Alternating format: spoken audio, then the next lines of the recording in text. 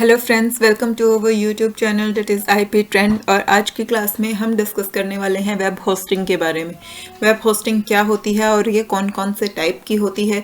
इसके साथ ही साथ हम HTML और XML के बारे में भी पढ़ेंगे कि HTML क्या होता है, XML क्या होता है। जैसा कि आप सबको पता ही है कि हम क्लास 12th का कंप्यूटर साइंस और इंफॉर्मेटिक प्रैक्टिसेस का सिलेबस कवर कर रहे हैं, जो आपका टर्म 2 में आने वाला है 2021-22 वाले सेशन में। और इस सीक्वेंस में हमने आपकी 2 यूनिट्स जो हैं वो एक साथ स्टार्ट की हुई हैं, that is unit 2 computer networks and unit 3 that is database management system. Computer networks वाली यूनिट जो कंप्यूटर साइंस के स्टूडेंट्स के लिए है वो ऑलमोस्ट कंप्लीट हो गई है। आज की क्लास में आपका जो ये यूनिट है वो फिनिश हो जाएगी। जो आईपी के स्टूडेंट्स हैं उनके ज़्यादातर टॉपिक्स यहाँ कवर हो गए हैं, बट स्टिल क्योंकि कंप्यूटर साइंस में कुछ एक्स्ट्रा टॉपिक्स हैं जो कि आईपी में नहीं है और आईपी में कुछ ऐसे टॉपिक्स हैं जो कंप्यूटर साइंस में नहीं है, तो इसलिए आईपी के स्टूडेंट्स के लिए हम अलग से एक सीरीज़ बनाएंगे कंप्यूटर नेटवर्क्स की, जिसमें सिर्फ वो टॉपिक्स डिस्कस होंगे जो कि आईपी में हैं, और जो एक्स्ट्रा टॉपिक्स जो यहाँ पे कवर अप नहीं हुए हैं वो भी वहाँ पे डिस्कस होंगे आईपी का सब्जेक्ट के। इसके साथ ही जो डाटाबेस मैनेजमेंट सिस्टम है वो आपकी कॉमन सीरीज़ रहेगी, उसकी दोनों सब्जेक्ट्स के लिए अलग अलग सीरीज़ नहीं होगी, क्योंकि डाटाबेस जो है ऑल्दो आईपी के स्टूडेंट्स ने 11th में पढ़ा है, इसलिए उनका बेसिक पार्ट जो है वो 12th में मेंशन नहीं है सिलेबस में, लेकिन जो आपके क्वेश्चन होंगे वो ओवरऑल सिलेबस से होंगे जो आपने 11th में पढ़ा है और जो 12th में आपका है। कंप्यूटर साइंस के स्टूडेंट्स ने 11th में डाटाबेस नहीं पढ़ा है तो उनका पूरा ही कोर्स जो है वो 12th में है, तो उसकी आपकी जो है वो कॉमन सीरीज़ बनेगी।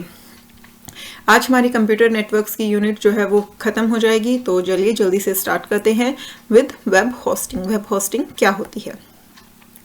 As you have read in the previous topics that accessing information on the web require data communication between a web browser client and a web server application। जैसा कि हमने लास्ट क्लास में पढ़ा ही था कि web से अगर आपको कोई भी इंफॉर्मेशन एक्सेस करनी होती है तो उसके लिए आपका जो वेब ब्राउजर्स हैं और वेब सर्वर्स हैं उनके बीच में डाटा कम्युनिकेशन रिक्वायर्ड होता है। Web hosting is linked to this very thing, और वेब होस्टिंग जो है वो इसी से रिलेटेड है। Web hosting is a mean of hosting web server application on a computer system through which electronic content on the internet is readily available to any web browser client। Web hosting का मतलब क्या होता है कि जो आपकी web server applications हैं उन्हें अपने कंप्यूटर सिस्टम पे होस्ट करना, ताकि जो वेब ब्राउज़र क्लाइंट्स हैं वो इंटरनेट से डाटा को बहुत इजीली अवेल कर सकें। तो बेसिकली वेब सर्वर को अपने कंप्यूटर सिस्टम पे होस्ट करने का मतलब होता है web hosting. A computer system providing web hosting is known as web server or the web host। वो कंप्यूटर सिस्टम्स जो कि वेब सर्वर्स या वेब सिस्टम्स को अपने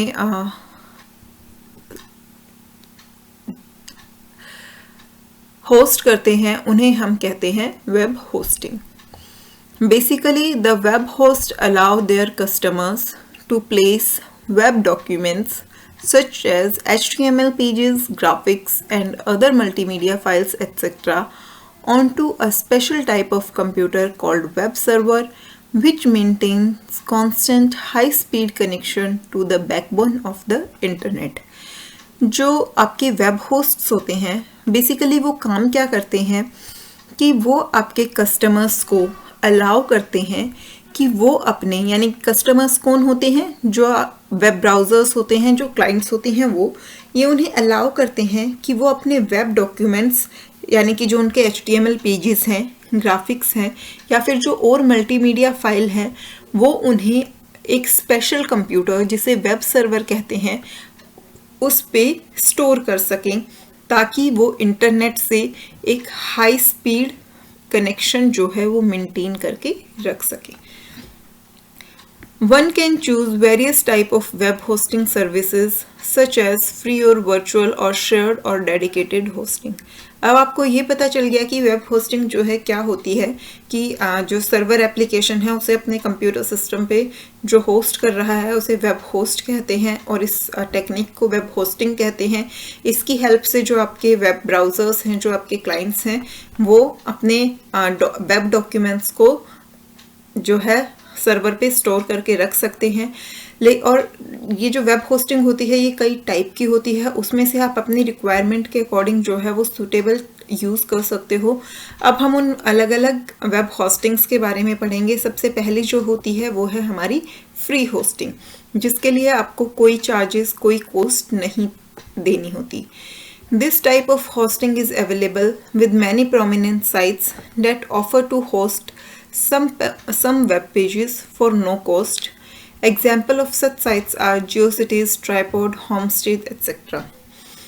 फ्री होस्टिंग नाम से ही क्लियर है, जो कि फ्री ऑफ कॉस्ट होती है। ज़्यादातर जो वेबसाइट्स हैं वो फ्री होस्टिंग प्रोवाइड करती हैं। फ्री होस्टिंग में होता क्या है कि सिर्फ कुछ वेब पेजेस को आप किसी वेबसाइट पे अलाउ करते हो, यानी कि जो आपका वेब सर्वर है जिससे आप होस्ट कर रहे हो उस पे कोई साइट जो है वो आपकी स्टोर हो रही है, वो किसी साइट को स्टोर कर रहा है, बट बाकी की जो साइट्स हैं वो उन्हें भी कुछ वेब पेजेस जो है वो फ्री ऑफ कॉस्ट स्टोर करने देगा। जियोसिटीज़, ट्राइपॉड, होमस्टेड ये ऐसी साइट्स हैं जो कि फ्री होस्टिंग प्रोवाइड करती हैं, यानी कि ये बाकी की साइट्स को अलाउ करती हैं कि वो अपने कुछ पेजेस जो हैं वो फ्री ऑफ कॉस्ट इनके सर्वर पे स्टोर करके रख सकते हैं।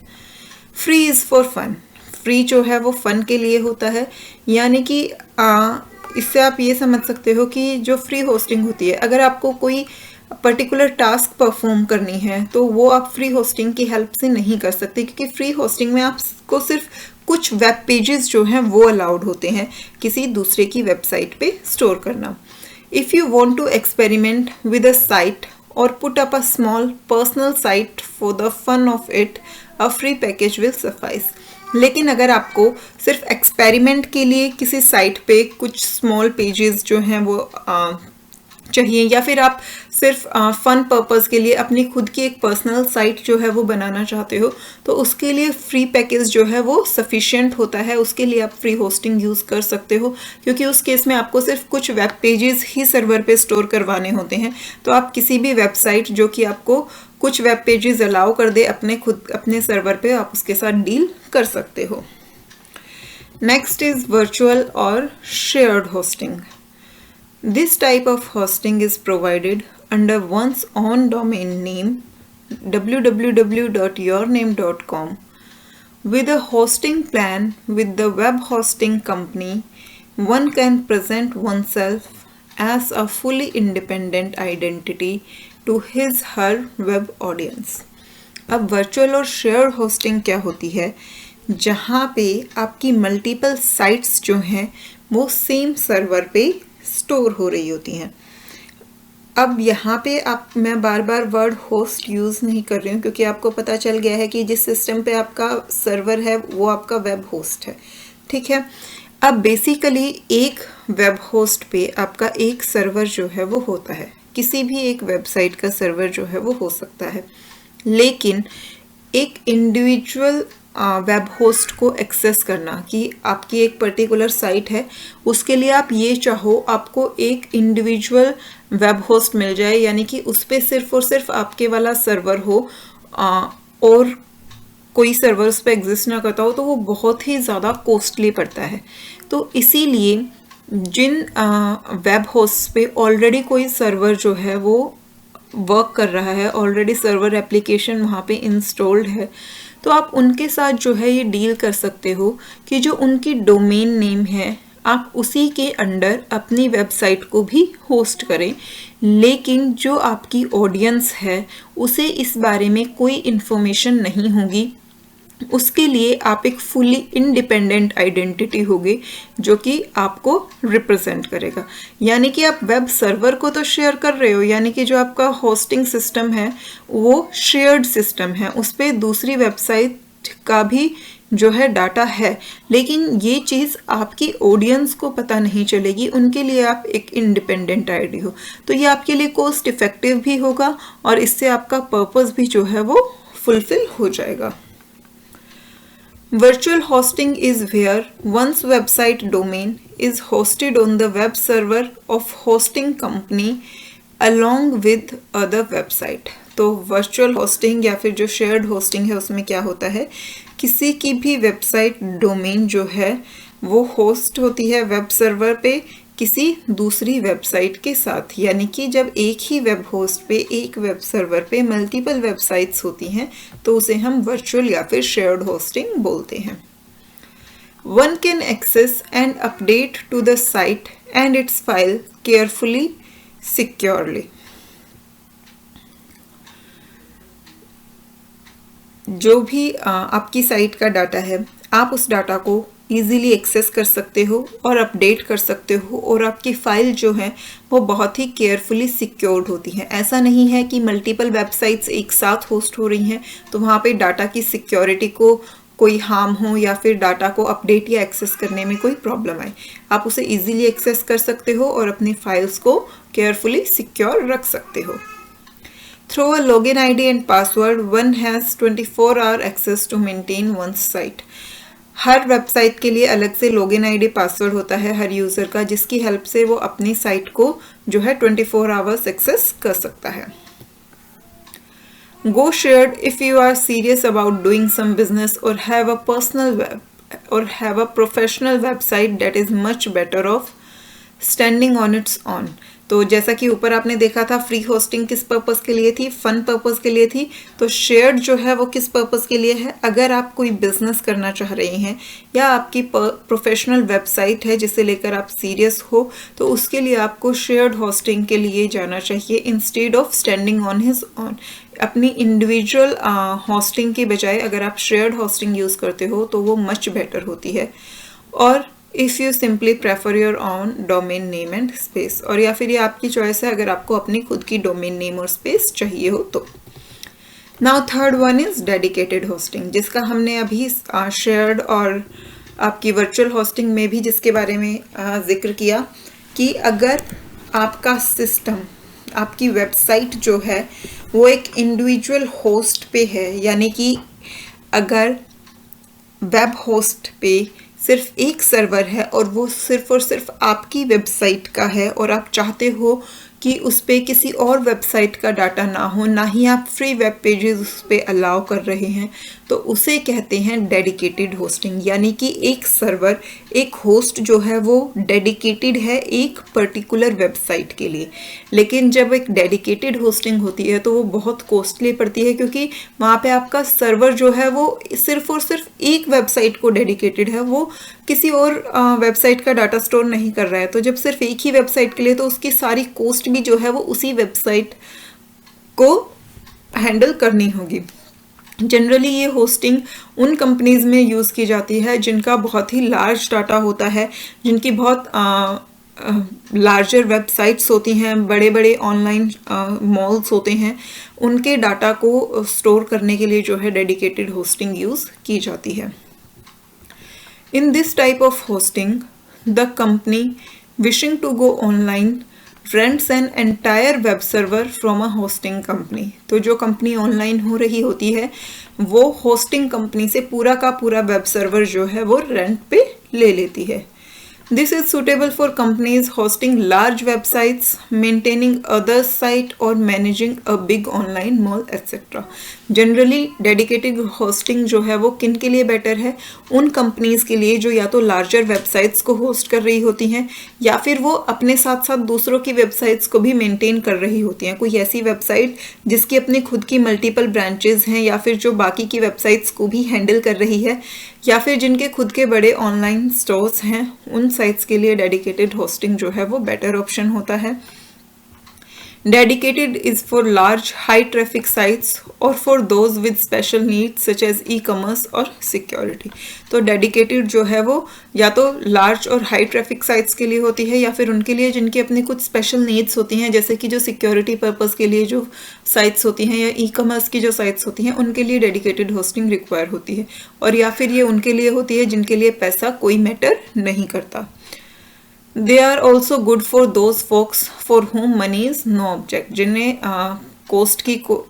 कोस्ट से कोई इफेक्ट नहीं होता तो वो भी डेडिकेटेड होस्टिंग को प्रेफर कर सकते हैं। Now next one is colocation hosting, जो कि डेडिकेटेड होस्टिंग से बहुत सिमिलर होती है, बट ये जो है वो लेस रिस्ट्रिक्टिव होती है। को लोकेशन होस्टिंग में क्या होता है कि आपका जो सर्वर है वो एक ही साइट के लिए डेडिकेटेड होता है, लेकिन वहाँ पे होता क्या है कि अगर वेबसाइट की कुछ ऐसी रिक्वायरमेंट्स हैं कि वो सर्वर पे फिट नहीं हो रही डेडिकेटेड सर्वर पे, तो उस केस में को लोकेशन होस्टिंग यूज़ की जाती है, क्योंकि वहाँ पे क्या है, सिर्फ सर्वर जो है वो फिजिकल स्टोरेज प्रोवाइड करता है, यानी कि जो आपका वेब होस्ट है वो आपकी वेबसाइट को सिर्फ और सिर्फ फिजिकल स्टोरेज और कुछ हार्डवेयर अपग्रेड्स और डाटा बैकअप प्रोवाइड करता है, लेकिन और बाकी की जो रिस्ट्रिक्शंस, जो चेकिंग, जो सिक्योरिटी होती है, वो सब कुछ वेबसाइट की अपनी हेडेक होती है, उसमें आपका वेब होस्ट का कोई रोल नहीं होता है। तो यहाँ पे स्टोरेज जो है वो डेडिकेटेड होस्टिंग की तरह है कि कोई शेयरिंग नहीं होती है, बट यहाँ पे लिमिटेशंस जो हैं वो नहीं होती, ये रिस्ट्रिक्टिव नहीं होती, क्योंकि यहाँ पे सारी पावर्स जो हैं वो क्लाइंट के पास होती हैं। वेब होस्ट जो है वो सिर्फ फिजिकल स्टोरेज प्रोवाइड करता है या फिर साथ में कुछ मेंटेनेंस, डाटा बैकअप वगैरह जो है वो प्रोवाइड कर देता है।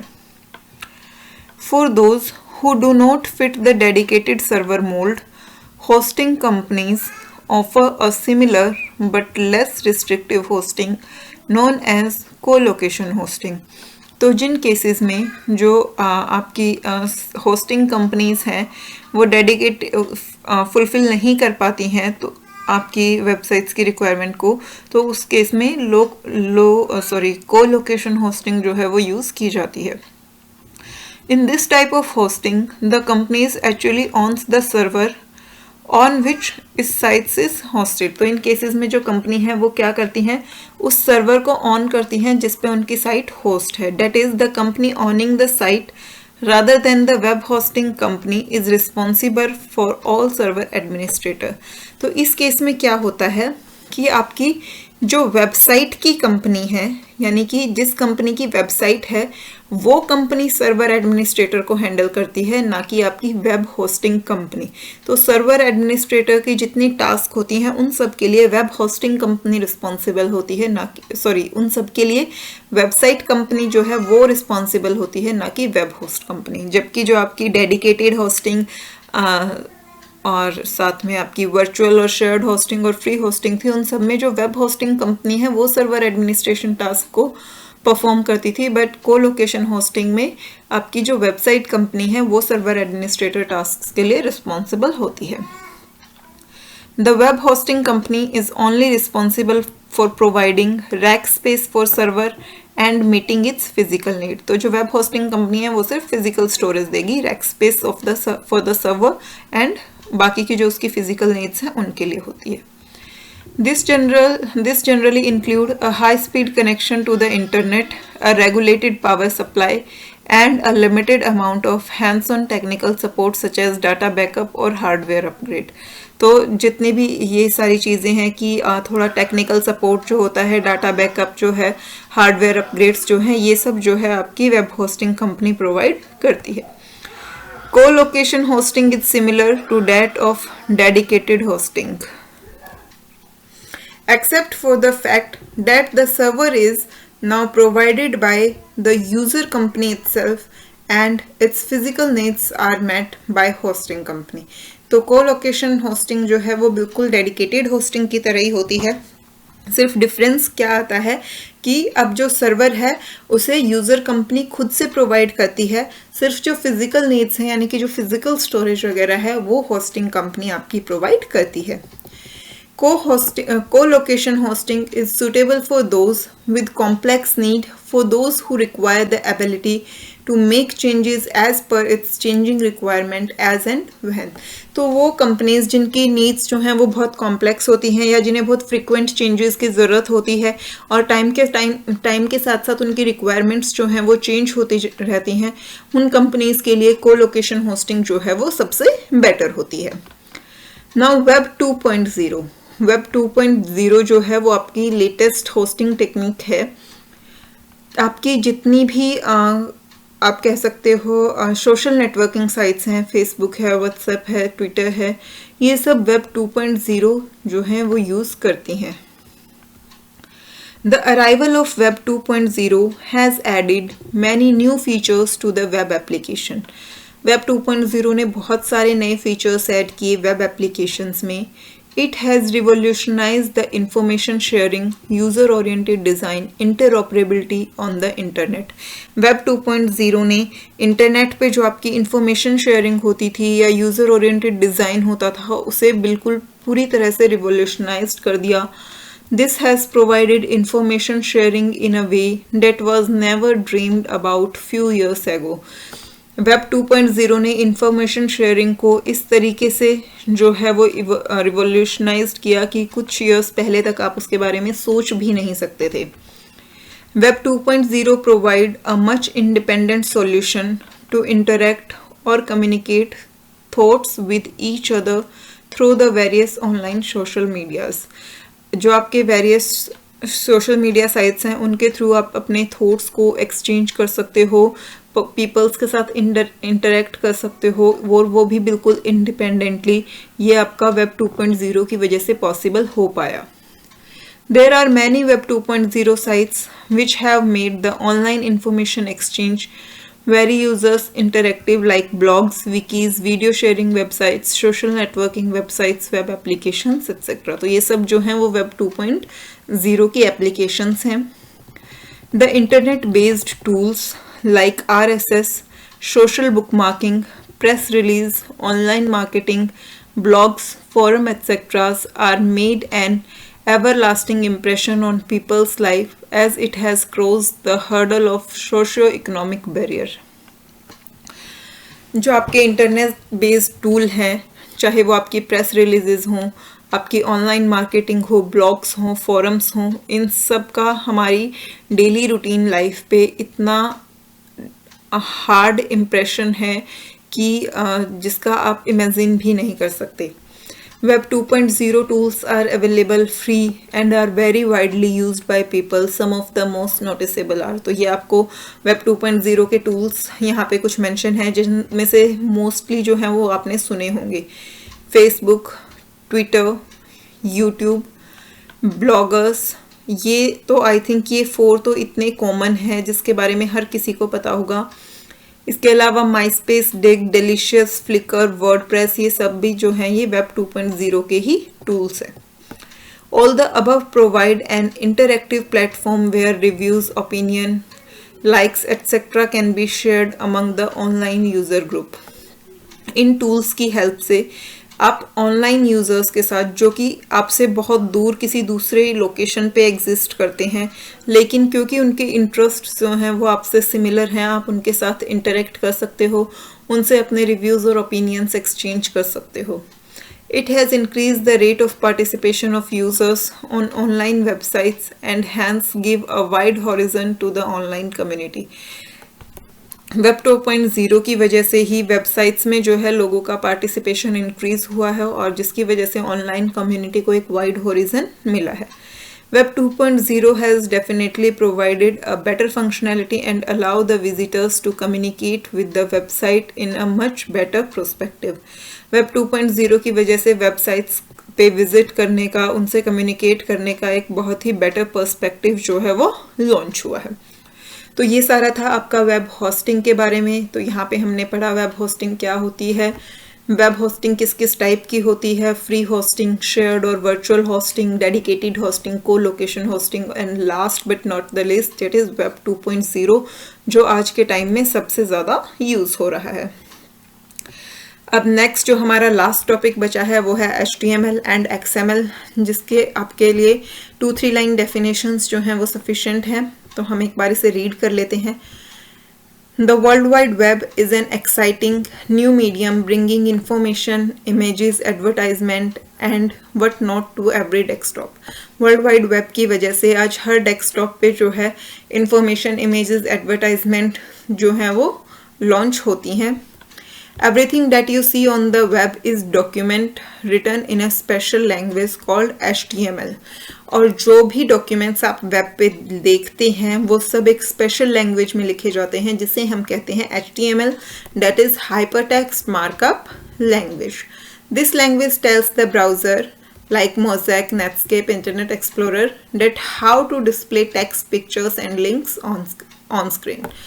जो हाइपरटेक्स्ट मार्कअप लैंग्वेज है वो क्या करती है कि वो आपके ब्राउज़र्स को, फिर चाहे वो कोई भी हो, मोज़ैक हो, Netscape, internet explorer, Mozilla Firefox, Google Chrome, safari, आप कोई भी ब्राउज़र यूज़ कर रहे हो, तो वेब ब्राउज़र्स को ये कैसे पता चलता है कि उन्हें जो टेक्स्ट, पिक्चर और लिंक्स हैं वो स्क्रीन पे कैसे डिस्प्ले करने हैं, तो ये सब कुछ जो है वो हाइपरटेक्स्ट मार्कअप लैंग्वेज की हेल्प से मेंशन किया जाता है।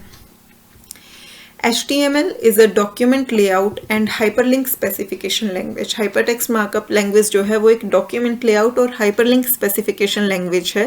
That is language used to design the layout of a document and to specify the hyperlinks. यानी कि ऐसी language जो कि web pages के layouts design करने के लिए use होती है और hyperlinks को specify करने के लिए use की जाती है.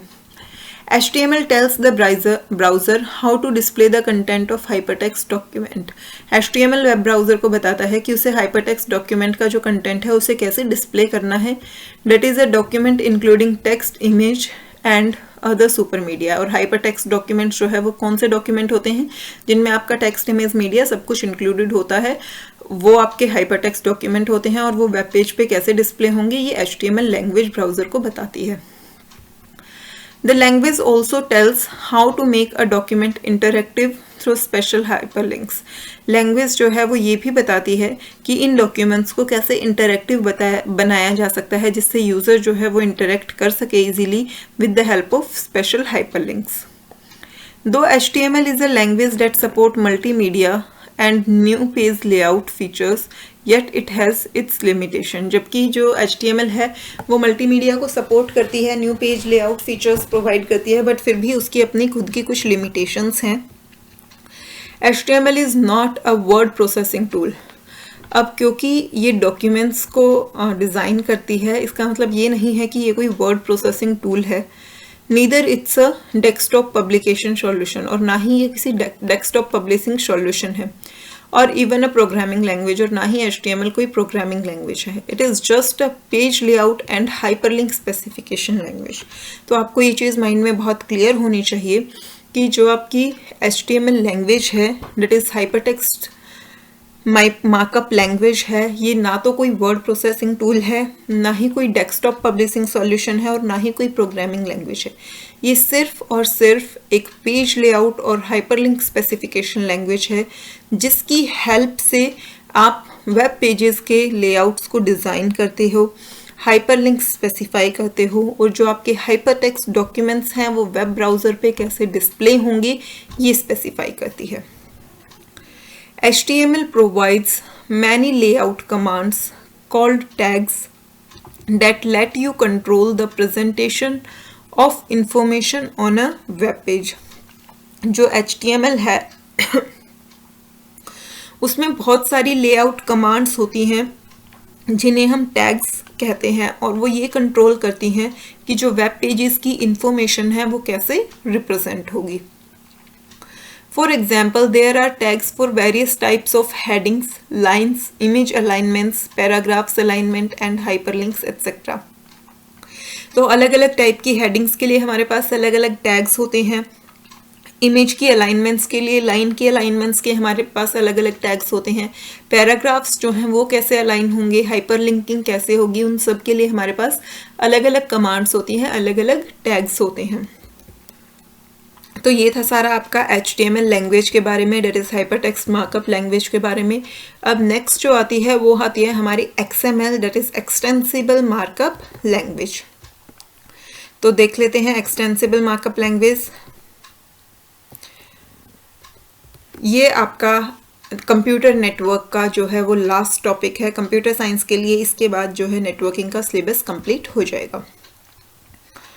XML is a markup language for documents containing structured information. ऐसे डॉक्यूमेंट्स जिनके अंदर structured information होती है